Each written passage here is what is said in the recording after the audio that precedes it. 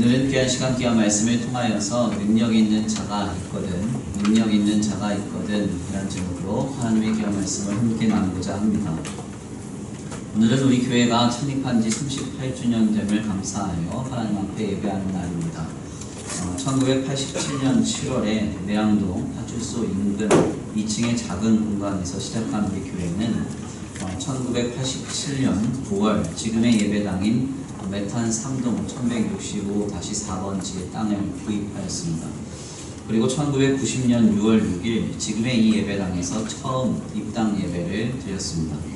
그리고 약 30여 년 가까이 흐른 오늘에 이르기까지 우리는 주님의 교회로 이루어져 귀한 사명을 지금 감당하고 있는 것입니다. 지난 청년부 수련회 때 우리 청년들은 수련회의 이러저러한 프로그램 중 하나로 지난 우리 교회의 첫 장소인 매양동 개척터를 잠시 방문했었습니다. 그 당시 찍었던 사진이 좀 있는데요. 왜 이러고 있는 거죠? 아무튼 여기가 우리 교회가 처음 개척했었던 장소입니다. 아마도 우리 청년들은 지금 가보아도 매우 허름한 터 앞에서 우리 교회가 여기에서 시작했구나 라고 이렇게 깨닫고 또한 많은 생각을 하였으리라 생각합니다. 실상 저는 우리 교회 첫 시작 즈음부터 동참한 성도로서 지난 우리 교회의 현장을 너무나 익히 잘 알고 있습니다. 모두가 다 힘들고 어려웠던 시절에 우리는 모두가 다 한마음과 한뜻이 되어서 주의 교회를 사랑했고 또 교회가 부흥하고 잘 되는 것이 자신이 잘 되고 자신이 기쁜 것보다 더 감사해하고 감격해하면서 하루하루를 살아내었습니다. 바로 그러한 성도들의 피와 땀과 눈물과 헌신의 결실로 오늘 우리는 이렇게 편히 예배하며 기도하고 교제할 수가 있는 것입니다. 저는 오늘 창립 38주년을 맞이하여서 함께 예배하게 된 성도들 모두에게 감사하는 마음을 표현하면서 다시 한번 서로에게 이렇게 인사하기를 원합니다. 그동안 참 수고가 많으셨습니다. 참 감사했습니다. 시작. 그동안 참 수고가 많으셨습니다.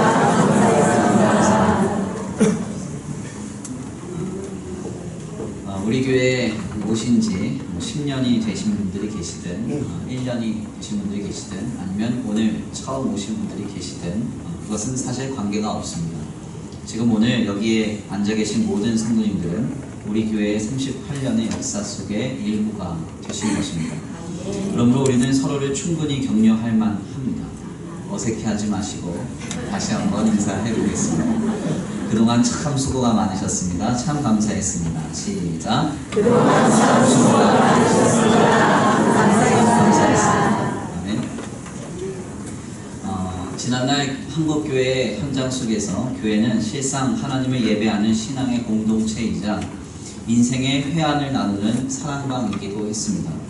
함께 웃고 함께 우는 교회 식구, 즉 가족을 만나는 자리이기도 했으며 각종 시사와 찬양, 문화 등을 앞서 습득하고 깨닫는 교육의 장소이기도 했습니다. 그래서 불과 30여 년 전만 하더라도 당시에는 교회만큼 좋은 곳이 없었고 교회가 모든 사회보다 앞섰고 모든 문화를 주도했었습니다. 그래서 교회는 때에 따라 발빠르게 교회 안에서 이러저러한 트렌드한 행사인 문화개방, 1일 차집, 새생명 축제와 같은 트렌디한 행사를 개최하기도 했었고 교회 안에 부설기관으로 어린이집이나 유치원, 카페 등을 만들기도 했었습니다. 더 나아가 각종 문화 강좌를 개설하여 시대를 선도하는 데 교육적으로도 많은 기여를 하기도 했습니다. 그런데 특이한 점은 이토록 앞장서서 교회가 수십 년 동안 사회의 모든 것을 주도하던 시대가 지나 오늘날에 이르러서는 그다지 교회 공동체가 사회의 긍정적인 평가를 받지 못하고 있다는 점입니다. 그동안 교회가 앞장서서 했던 것들에 대하여서 비그리스도인들과 세상은 오히려 부정적인 평가를 늘어놓으며 각종 곡해된 선입견을 늘어놓을 때가 많다는 것이죠. 대체 왜 이렇게 되어버린 것일까요? 실상 지난날의 현장 속에서 본래 교회라는 공동체가 보여주었어야 했을 그 모습은 세상과 다름이었습니다. 우리는 그 다름이라는 이 말을 신앙적인 용어로 구별됨, 즉 거룩이라고 말합니다. 그래서 교회는 세상과 다른 거룩한 공동체로서 보여져야 했었던 것입니다. 거룩한 주의 교회가 보여주었던 한 가지 중요한 특징 중 하나는 바로 영혼과 생명, 즉 사람을 귀히 여기는 것입니다.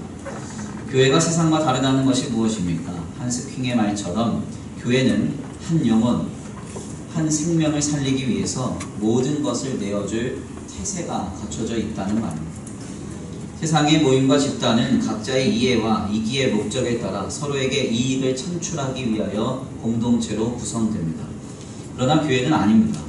예수 그리스도께서 처음 교회를 시작하실 때에는 주의 완성된 구원의 복음으로 한 영혼 한 생명을 인도하여서 그를 살리고 하나님의 나라로 세워가기 위함이셨습니다.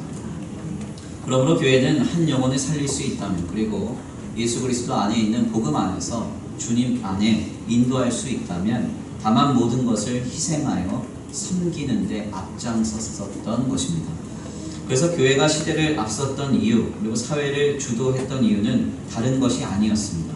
다만 시대를 각성시켜서 영혼을 살리고 사회를 개선시켜서 생명을 살리기 위한 거룩한 몸부림이었던 것입니다.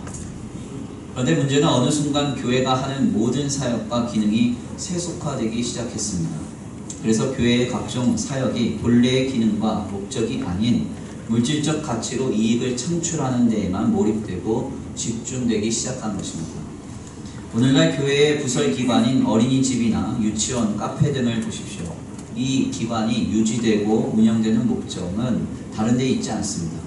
다만 이익을 창출하여 그 공동체에 유익하게 만드는 데 모든 목적이 있죠. 더 나아가 교회 안에서 운영되는 각종 문화센터와 각종 이러저러한 부설기관들은 교회의 긍정적인 이미지를 광고하여서 교회 안에 성도의 숫자를 불리는 데만 몰입되고 있습니다.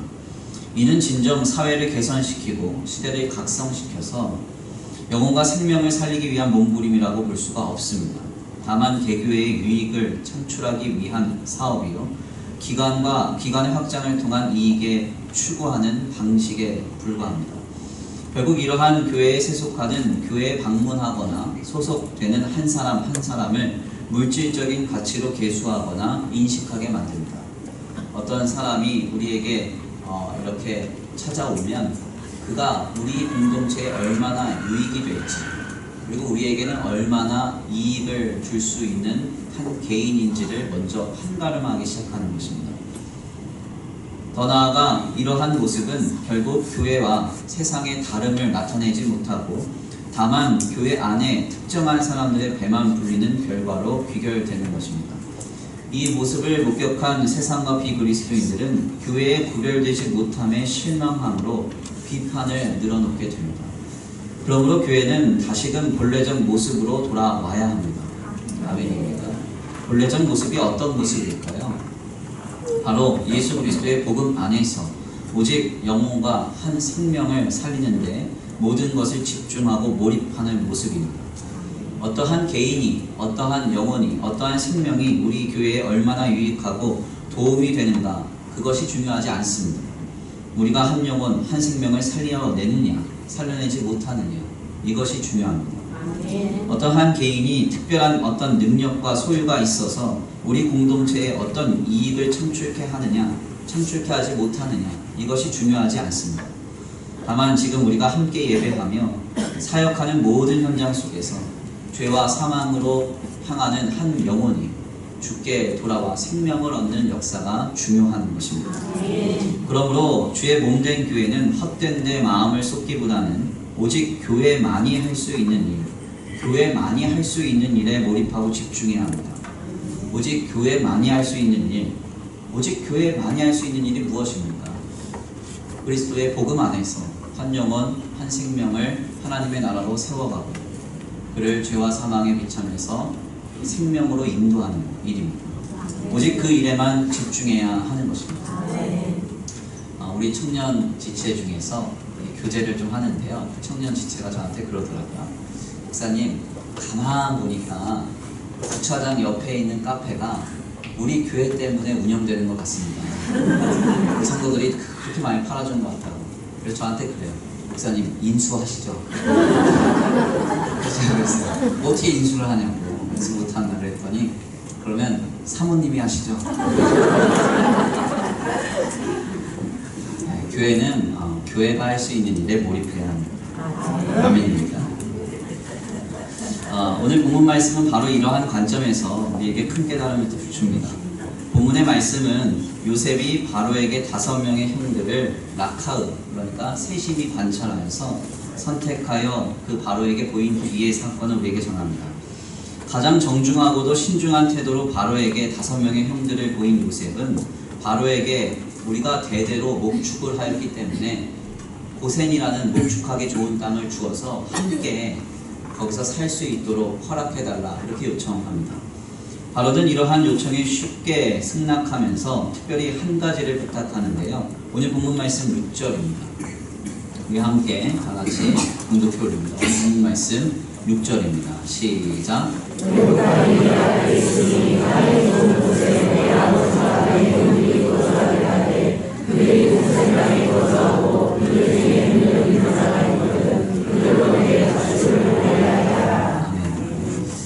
오늘 본문 말씀 6절에서 바로는 요셉의 청을 듣고 형들을 처음 대면하였을 때 분명하게 이렇게 말합니다. 요셉의 형들 중에 능한 자가 있다면 자신의 가축을 돌보아 주라 이렇게 말합니다. 여기서 이제 바로가 능한 자라고 표현한 히브리말 하일 이쉬, 이 말은 특별한 힘과 능력을 뜻하는 하일이라는 말과 남자 사람을 뜻하는 이쉬의 합성어입니다. 그래서 이것을 새로이 번역한 영어 성경인 NIV에서는 them with special ability 이렇게 말했습니다. 그러니까 매우 특별한 능력을 가진 사람, 그 사람을 바로는 요청했던 것입니다. 즉 바로는 요셉의 형들을 처음 보았을 때 그들 중에서 어떤 목축에 있어서 매우 특별한 능력을 가진 사람이 있기를 기대했던 것입니다. 실상 이러한 바로의 청은 요셉을 바라보는 관점을 투영하는 것입니다. 바로는 요셉을 하나님의 신에 감동한 자로 보았습니다. 그래서 7년 풍년, 7년 흉년을 잘 대비하여서 애굽이라는 나라를 강대하게 만들었던 그 요셉을 비범히 보았던 바로는 요셉의 형들 또한 그와 같을 것이라고 추측한 것입니다. 그래서 그는 요셉이 자신과 자신의 나라에 도움을 주었던 것처럼 자신의 가축에 실제적인 도움을 줄 수 있는 그런 형들의 능력을 기대하며 자신의 가축을 실질적으로 늘리고 강건케 하는 일에 도움을 줄 만한 능력을 가진 요셉의 형들을 찾았던 것입니다. 우리는 바로 여기에서 애굽왕 바로가 어떠한 타자를 인식할 때 그가 가장 먼저 무엇을 구하는지를 깨닫습니다. 바로는 누군가와의 관계를 시작할 때 그가 자신에게 도움을 줄 만한 능력이 있는 사람인지 혹은 자신에게 이익을 갖게 할 만한 비범한 사람인지를 먼저 알아보았던 것입니다. 그러니까 상대를 만날 때 저 사람이 나한테 이익을 줄 만한 사람인가, 이 사람과 관계하면 내게 유익이 있느냐 없느냐, 이것을 바로는 가장 먼저 인식하고 가장 먼저 통찰했던 것입니다. 실상 이는 하나님의 사람인 요셉의 모습과 같지 않았습니다. 하나님의 사람인 요셉은 어떤 모습으로 그의 삶을 영위하고 또한 많은 사람들과의 관계를 맺었습니다. 요셉은 누군가를 바라볼 때 그가 자신에게 어떠한 도움을 줄까 하여 그를 바라보거나 상대와 관계하는 사람이 아니었습니다. 오히려 누군가의 어려움과 고단한 현실을 목도한다면 그는 다만 그에게 적극적으로 다가가 도와주었던 그런 섬기는 모습을 보였던 아름다운 사람이었죠. 그래서 창세기 40장은 억울한 누명으로 감옥에 투옥되었던 요셉이 술 맡은 관원과 떡 맡은 관원을 그 감옥에서 만났을 때 꿈을 해몽해준 그 아침의 사건을 이렇게 증거합니다. 아침에 요셉이 들어가 보니 그들에게 근심의 빛이 있는지라. 요셉이 그 주인의 집에 자기와 함께 갇힌 바로의 신하들에게 묻되 어찌하여 오늘 당신들의 얼굴에 근심의 빛이 있나이까. 성경은 요셉이 보기에 관원들을 도우면 자신에게 큰 유익이 있음이 확인되었으므로 그에게 도우러 나아갔다라고 성경은 말하지 않습니다. 다만 아침에 관원들에게 근심의 빛이 있습니다. 근심의 빛이 있으므로 긍휼한 마음으로 그들에게 다가가 그들을 도우려고 했다는 것입니다. 이것이 바로 요셉이 그의 삶의 타자들을 대하고 상대와 관계하는 태도의 모습이었고 삶의 중심이었습니다. 이는 바로의 모습과는 판이하게 다른 모습이었습니다. 바로는 가장 먼저 어떠한 사람을 인식하고 타자를 대할 때에 내게 유익이 되는 사람인가, 내게 이익이 있느냐 없느냐 이것을 먼저 보았지만 요셉은 다만 한 영혼 한 생명을 긍휼히 여길 수 있는 그런 마음의 이타적인 사람이었다는 것입니다. 이는 오늘 우리에게 무엇을 도전할까요? 바로 주의 교회가 가야 하는 길을 도전합니다. 주의 교회는 바로와 같은 모습으로 영혼과 생명을 대하는 곳이 되어서는 안 됩니다. 우리에게 유익이 되고 도움이 될 만한 사람을 귀하게 여기고 그런 특별한 능력 있는 자만 찾는, 그래서 눈앞에서 목도되는 영혼과 생명 그 자체로 관심을 갖기보다는 그들이 가진 소유와 능력 그리고 그들의 가치에만 관심을 두는 공동체가 되어서는 안 된다는 것입니다. 교회는 어떤 곳이 되어야 합니까? 요셉과 같은 모습의 공동체가 되어야 합니다.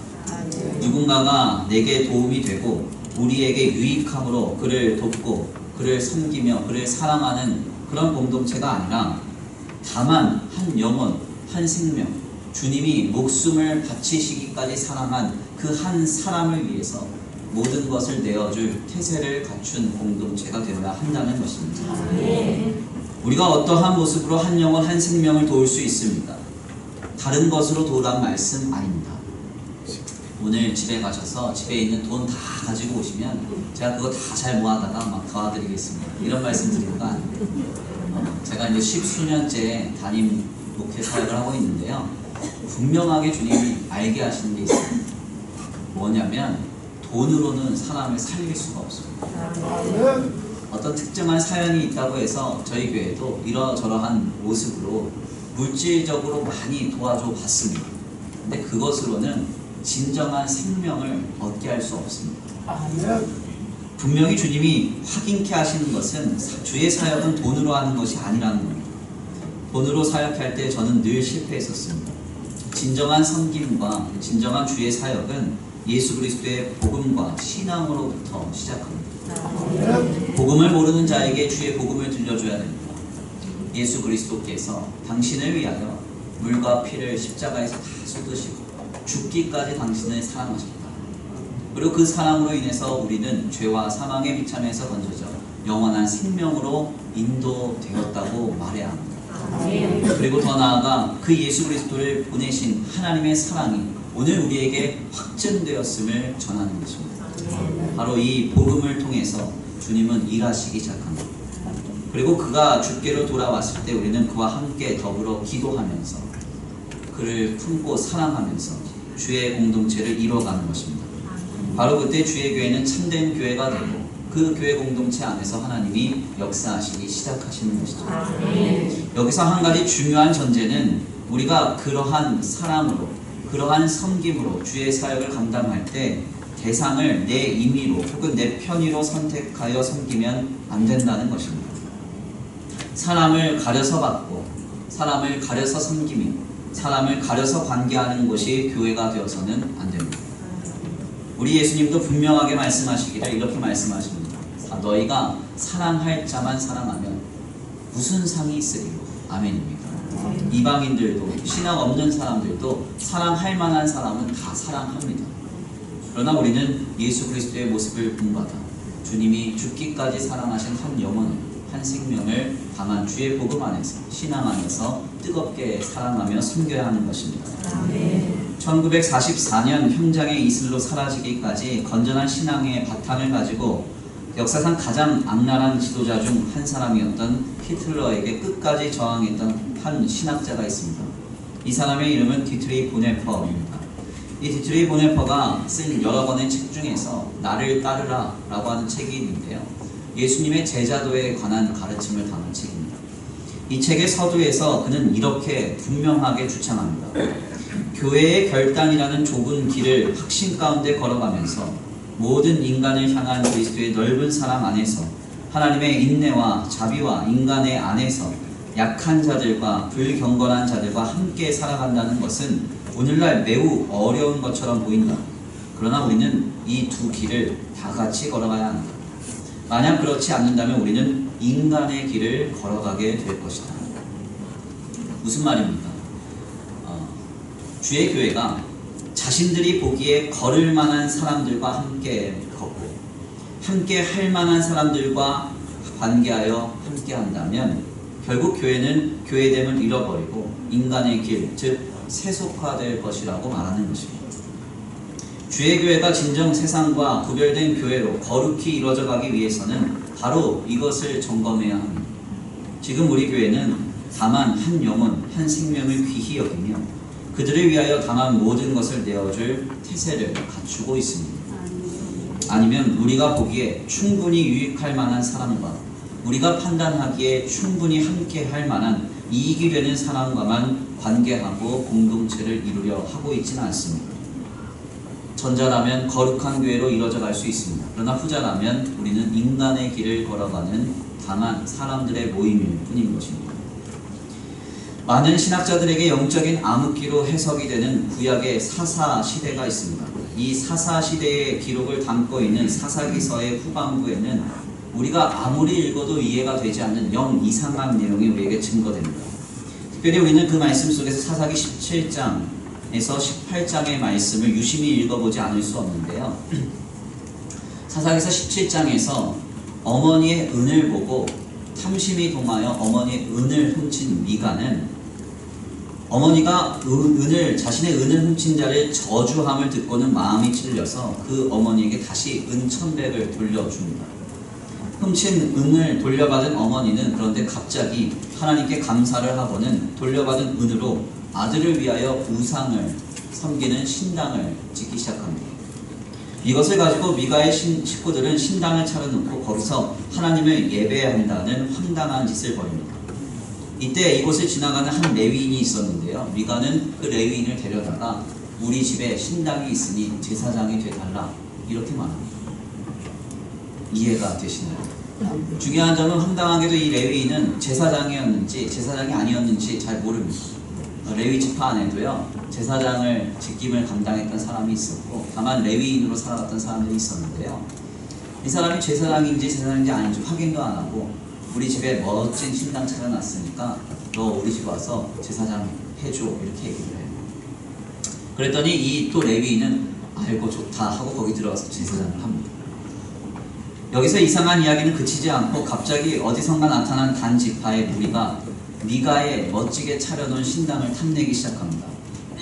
그리고는 미가의 제사장에게 몰래 다가가서 이렇게 제안합니다. 우리가 미가의 집에 있는 신당의 모든 것을 다 싹 쓸어 도둑질할 건데 그래서 다른 데다 신당 차릴 건데 그때 그러면 너는 와서 우리의 제사장이 되달라. 그러면 돈을 더 줄게. 오늘날로 말하면 사례비 2배 줄게. 이렇게 얘기하는 거예요. 그랬더니 거기 또 옳다구나 좋다고 알겠다. 결국 단지파는 600명이나 되는 사람들을 동원해서 이 미가의 집에 신당을 싹싹 털어서 은 에봇과 드라빔, 신상을 다 훔쳐갑니다. 그리고 미가의 제사장과 함께 라하스라는 자신의 지역으로 돌아가서 거기서 신당을 차려놓고 좋다고 이렇게 지냅니다. 이게 바로 사사기 17장에서 18장이 전하는 미가의 신당 사건과 단지파의 신상 탈취 사건입니다. 도대체가 이해가 되지 않는 이 사건이 오늘 왜 우리에게 전해지는 것일까요?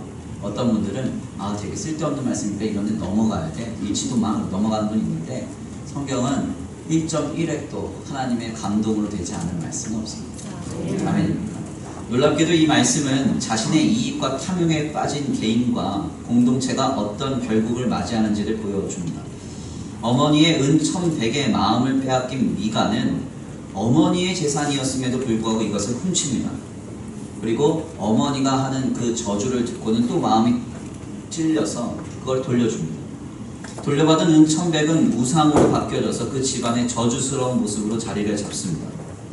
놀랍게도 이 미가의 가정은 하나님을 모르는 가정이 아니었다는 미가의 어머니의 고백이 있습니다. 사사기서 17장 3절에서 이런 고백을 해요. 내 손에서 이 은을 여호와께 거룩히 드린다. 내 손에서 이 은을 여호와께 거룩히 드린다. 미가의 어머니는 분명히 여호와께 은을 거룩히 드린다고 말했습니다. 미가의 가정은 여호와 하나님을 아는 가정이었고, 더 나아가 이 미가의 어머니는 은천백을 아깝지 않게 생각하고 어머니에게 하나님께 단번에 드릴 정도로 신앙이 성숙된 사람이었습니다. 그런데 중요한 점은 이 가정은 욕심과 탐심으로 가득한 공동체였다는 것. 어머니가 가진 재산을 아들이 탈취할 만큼, 훔쳐갈 만큼 욕심과 탐심으로 가득한 가정 공동체였다는 것입니다. 욕심과 탐심으로 가득한 가정 공동체는 결국 여호와 하나님의 이름으로 우상의 신당을 세우는 일을 감행합니다. 그런데 더 이상한 일은 욕심과 탐심으로 세워진 이러한 신당을 탐내는 공동체가 나타난다는 것입니다. 그들은 하나님께 속한 12지파 중 하나인 단지파였습니다. 결국 그들은 600명이나 동원해서 신당을 싹싹 털어갑니다. 여기서 중요한 점은 이들이 어떤 결과를 얻는가 하는 거예요. 놀랍게도 사사기서 18장 이후의 말씀에서 보면 12지파 중 하나님의 백성들인 12지파 중 하나인 이 단지파는요, 주님의 역사에서 사라집니다. 단지파가 어디서도 목격되지 않습니다. 자식과 어머니 간에도 서로의 이익과 유익만 추구하던 가정에는 우상의 저주가 가득한 신당이 세워집니다. 이러한 모습을 닮아서 이 신당을 탐내던 단지파는 하나님의 역사에서 사라집니다. 이는 오늘 우리 교회 또 교회된 성도에게 도대체 무엇을 깨닫게 합니까? 주의 교회가 그리고 교회된 성도가 이와 같은 모습으로 이루어져 가서는 안 된다는 것입니다. 서로의 이익과 유익만 추구하는 교회는 그리고 교회된 성도는 하나님의 이름으로 신당을 만드는 미가의 집과 같이 될 것입니다. 서로가 가진 것을 통하여 서로를 인식하고 탐내며 시기하는 교회와 교회된 성도는 하나님의 역사에서 사라질 것입니다. 우리는 결코 이와 같은 교회된 성도가 되어서는 안 됩니다. 실제로 제가 언젠가 한번 말씀드린 일화인데요. 제가 이제 목회학 석사과정을 공부했던 안양대학교 쪽에 가보면 그 안양대학교 인근에 비산교회라는 교회가 있었습니다. 이 비산교회에서 그런데 문제가 발생합니다. 특별히 그 문제가 물질적인 좀 스캔들이었습니다. 결국 교회가 너무 이제 시끄러워지고 막 싸움을 많이 하니까 성도들이 계속 나가기 시작해요. 약해지다가 결국 나중에 당회가 한 가지 결론을 내립니다. 그게 뭐냐면 남은 사람들이 그동안 헌신한 게 아까우니까 이 교회를 팔아가지고 n분의 1로 나눠서 나눠가자 이렇게 결론을 내립니다. 그런데 그러한 사태를 눈여겨보던 한 집사님이 계셨습니다.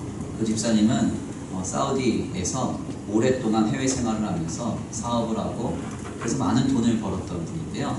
그분이 이런 생각을 해요. 아니 내가 보았던 이슬람 공동체보다 왜 주의 공동체는 못한가? 그러면서 거기에서 굉장히 한심해하고 낙심하다가 결국 이분이 그 교회를 사버립니다. 자신의 재산을 다 합쳐서 이 교회를 사버려요. 그리고 나서 그 교회를 이슬람 모스크로 바꿔버립니다. 그래서 이 이슬람 모스크, 우리나라에 있는 모스크 중에서 6번째, 제6호 모스크가 바로 비산교회 터예요. 무슨 말입니까? 서로의 이익과 유익만 추구하는 교회는 하나님의 이름으로 신당을 만들게 됩니다. 서로가 가진 것을 통하여 서로를 인식하고 탐내며 시기하는 교회는 하나님의 역사에서 사라지게 되어 있습니다. 우리는 결코 이와 같은 교회가 되어서는 안 됩니다. 저는 창립 38주년을 맞은 우리 교회가 주님 다시 오시는 그날까지 거룩하게 구별되고 유지되며 보존되기를 기대합니다. 그리고 우리 주님 다시 오시는 그날 빌라델비아 교회처럼 칭찬받는 주의 교회가 되기를 기대합니다. 어떻게 이와 같이 할 수 있습니까? 간단합니다. 예수님처럼 다만 영혼과 생명을 살리는데 몰입하고 집중하면 됩니다. 요셉처럼 다만 아무 욕심과 사심 없이 한 사람을 돕고 살리는 데만 집중하고 몰입하는 교회가 되어야 한다는 것입니다. 선교학자였던 켄다이크가 했던 표현처럼 교회는 이기와 탐심이 아닌 다만 메시아가 스스로 자신을 위해 존재하지 않는 것처럼 다만 남을 위하여 모든 것을 내어줄 수 있는 그러한 이타적인 공동체가 되어야 한다는 것입니다. 이와 같은 교회, 이와 같은 주의 교회된 성도가 되시기를 간절히 축원합니다. 지금 당장 우리가 보고 인식하기에 우리 교회 공동체는 어떤 유익과 이익이 되지 않는 사람이라도 다만 예수님이 그렇게 하셨던 것처럼 그를 사랑하고 섬기며 품어줄 수 있는 아름다운 교회 되기를 축원합니다. 그래서 교회만 할 수 있는 일, 교회만 할 수 있는 모습, 그 모습을 보임으로 세상과 다름을 나타내며 주께 들어 쓰임받기를 원합니다. 귀한 말씀의 결론을 맺겠습니다. 오늘 본문의 말씀에서 우리는 자신에게 유익을 줄 특별한 능력의 사람을 찾고 있는 바로의 모습을 통해서 오늘 우리 자신과 주의 교회의 모습을 돌아봅니다. 우리는 혹시 바로와 같은 모습으로 우리 자신을 그리고 우리 교회를 이루어가고 있지 않습니까? 주님은 이 땅에서 약하고 천하며 자신에게 전혀 도움이 되지 않는 아직 죄인인 우리를 위하여 모든 것을 내어주사 우리를 살리시고 세우셨는데 우리는 왜 이와 같은 모습으로 주의 교회를 이루며 살아가지 못하고 있는 것일까요? 우리가 계속해서 바로와 같은 모습으로 이루어져 간다면 우리는 하나님을 믿는다 하면서도 우상을 섬기던 미가처럼 될 것이고 우리의 교회는 단지파처럼 사라지고 말 것입니다. 지난 38년간 주의 교회는 주의 핏값으로 세워져 성도들의 피와 땀과 헌신으로 이루어져 왔습니다. 이 교회가 주님 다시 오시는 그날까지 유지되고 보존되기 위해서는 본래의 기능과 모습으로 돌아가야 합니다. 이는 다른 데 해답이 있지 않습니다.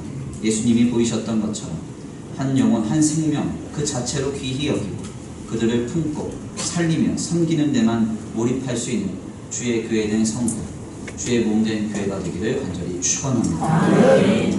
제가 일부 예배 때는요 사실 너무 피곤했습니다. 금요일, 토요일 이렇게 청년부 수련회를 했는데요. 청년들이 이 혈기가 대단해요. 그래서 사실은 저희가 청년부가 이렇게 모여서 좋은 분위기를 갖춘 지가 한 1년여 정도밖에 되지 않았기 때문에 이번에 가서 정말 인상적인 수련회를 계획해봐야 되겠다. 그래서 스텝은 저 혼자 청년부 20명 케어하면서 이렇게 1박 2일 지냈는데요. 그래서 너무 피곤해가지고 제가 해야 될 예화를 못했습니다. 요 근래 이제 한일 관계 문제로 조금 여러 가지로 많이 어려운 부분이 있습니다. 그래서 많은 분들이 이런저런 생각 많이 할 것이고 답답한 현실 속에서 마음이 많이 공고해지실 텐데요. 저 역시도 마찬가지입니다. 늘 나라와 민족을 위해서 기도하기 때문에 나라와 민족이 어떻게 출구를 찾을 수 있을까? 어떻게 하면 하나님이 은혜를 베풀어 주실까? 그러면서 늘 불쌍히만 여겨달라고 기도 많이 합니다. 근데 제가 한 가지 인상적이게 읽었던 그 일화가 있습니다. 한한상 총리가 쓴 예수 없는 교회라는 책이 있는데요. 그 책에 보면 한 아주 인상적인 대화가 등장해요. 2007년도쯤에 한한상 총리가 대한적십자회장 총재이실 때 일본에 있는 일본 적십자회장과 만났던 기록이 있습니다. 그래서 이제 전 세계 그 적십자의 모임이 총회 모임으로 이제 모인 거죠. 그때 한국 적십자 총회와 일본 적십자 총회가 친선 축구 경기를 벌였습니다. 그런데 이제 그 대표가 만난 자리에서 한한상 총리한테 일본 적십자 총재가 물어보더래요. 당신들은 직원 숫자가 얼마나 되느냐? 우리는 한 4,500명 정도 됩니다. 그렇게 얘기를 했더니 한한상 총리가 그렇게 얘기를 했더니 일본 적십자 총재가 하니까 우리는 45,000명입니다. 그러면서 엄청 이제 으스대더라는 거예요. 그러니까 훨씬 더 많은 숫자에서 축구 선수를 뽑으니까 우리가 진리가 없다. 묘한 이제 갈등 관계, 긴장 관계가 벌어진 거죠. 그래서 이제 그때 한한상 총리가 이런 얘기를 했다는 겁니다. 좋다고 칭찬하면서 그러면 우리가 이제 축구 경기를 할 텐데 대신에 지는 쪽이 상 받는 경기를 합시다. 이렇게 얘기를 했거든요. 너무 황당한 주장이죠. 그래서 그 황당한 주장 왜 하냐고 그랬더니 우아하게 지고 멋지게 패배하는 경기를 한번 해봅시다. 그래서 진짜 지는 쪽이 상을 얻는 경기를 했다는 거예요. 그때 이제 다들 호탕하게 웃으면서 적십자의 정신이 이런 데서 시작하는 거구나 깨달았다는 것입니다. 사실 세상은 계속적으로 서로의 이익과 이해관계에서 충돌합니다. 저도 이제 나라와 민족의 현실을 보면서 어떻게 이 출구를 찾을 것인가 늘 고민하고 기도합니다. 그런데 사실 세상은 그렇게 갈 수 있습니다. 그러나 주의 교회는 그렇게 이루어져 가서는 안 됩니다. 물론 우리가 기대하는 대로 한 발 한 발씩 양보해서 좋은 길을 찾으면 좋겠습니다. 그래서 저도 그렇게 기도합니다. 그때마다 속에서 늘 들려오는 답변은 야, 뭐 거기가 교회냐 이런 생각이 좀 듭니다. 그러나 주의 교회가 그리고 주의 교회된 성도가 이 땅에 하나님을 나타내고 하나님의 거룩한 그런 뜻을 보이는 빛과 소금의 사명을 감당할 때 이 땅의 모든 악한 것들 물러가고 하나님 주시는 놀라운 은혜가 임하게 될 줄 믿습니다. 우리 교회가 그리고 우리 교회의 성도들이 이와 같은 길에서 쓰임받기를 원합니다. 예수님 보이셨던 것처럼 한 영혼, 한 생명을 그 자체로 귀하게 여기고 그들을 품고 살리며 섬기는 아름다운 주의 교회로 이루어져 가기를 간절히 축원합니다. 우리 이 시간 다 같이 귀한 말씀 붙들고 함께 기도 올려드립니다.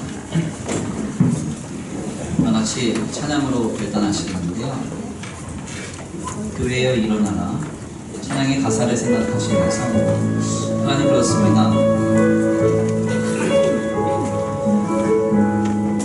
주님의 교회가 이 땅을 비추고 이 땅을 바꾸는 거룩한 축복의 대로가 되기를 원합니다. 하나님께서 일하시고 역사하시고 하나님 주의 교회들을 통하여서 이 땅이 새로운 힘을 얻고 위로와 소망을 얻는 역사가 있게 되기를 원합니다. 주님, 그러한 길에서 쓰임받는 주의 교회, 오늘 우리 수완천성교회를 사용하여 주옵소서. 세상을 닮아가는 교회가 아니고 세상과 구별되어 거룩한 교회로 이루어져 가게 하여 주옵소서. 우리 이 시간 다 같이 통성으로 말씀 붙들고 기도를 드리겠습니다.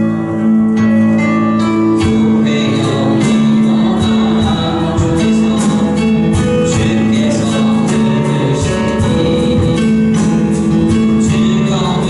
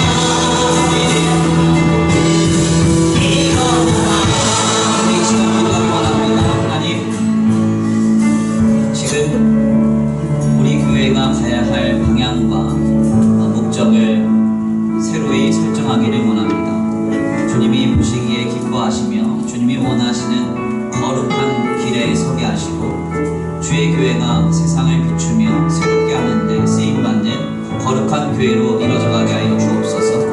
한 영혼 한 생명 살리기에 몰입하고 집중함으로 각자의 이기와 이해의 충돌을 경험하며 나타내는 교회가 아니라 다만 서로를 바라보며 사랑하고 주님이 죽기까지 사랑한 그 한 사람을 위하여 모든 것 내어줄 태세를 갖춘 거룩한 교회로 이뤄지게 하여 주옵소서. 다같이 결단하시면서 주여 한번 부르시고 통성으로 기도 올려드립니다.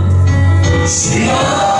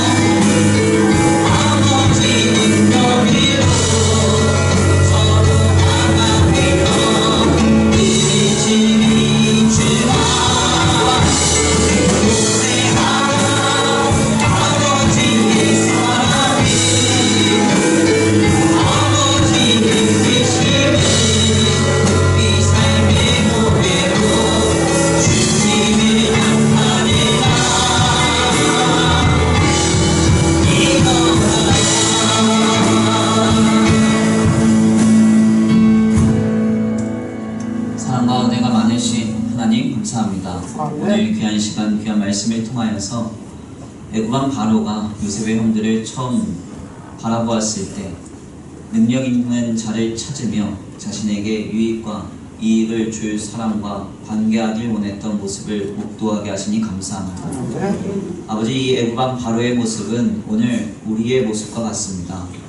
내가 나의 삶을 영위할 때 우리는 타자들을 내게 이익이 될 만한 사람인가, 내게 유익할 만한 사람인가 먼저 견주어 보고 아버지 그것을 전제하여 관계할 때가 많습니다. 하나님, 더 나아가 주의 교회도 하나님께서 보내주신 영혼과 생명을 받을 때에 그가 우리 교회 공동체에 유익할 만한 사람인가, 이익이 될 만한 사람인가, 하나님 그렇게 고려할 때가 많음을 이 시간 주님 앞에 회개합니다. 주님, 나 같은 죄인을 위해서 십자가에서 물과 피를 쏟으사 아버지 내 죄를 다 대속하시고 하나님의 자녀로 나를 삼으시며 영원한 생명으로 옮겨주시는 아버지 갚을 수 없는 은혜를 베풀어 주셨는데, 하나님, 왜 우리는 주님이 죽기까지 사랑하신 한 영혼과 한 생명을 우리 예수님이 보셨던 것처럼 그와 같이 그를 인식하고 바라보지 못하는 것입니다. 하나님, 우리가 다시 한번 회복되기를 원합니다. 참된 주의 교회로, 참된 주의 교회된 성도로 이루어져 가기를 원합니다. 메시아께서 보여주셨던 것처럼 한 영혼 한 생명 살리기 위하여 모든 것을 내어줄 수 있는 중심을 가지고 주의 교회가 아버지 운영되고 작동되게 하여 주시옵시고, 주의 거룩한 성도들이 한 영혼 한 생명을 귀히 여기며 그를 사랑하고 섬기는데 아름답게 쓰임받는 인생이 되도록 주님 역사하여 주시옵소서.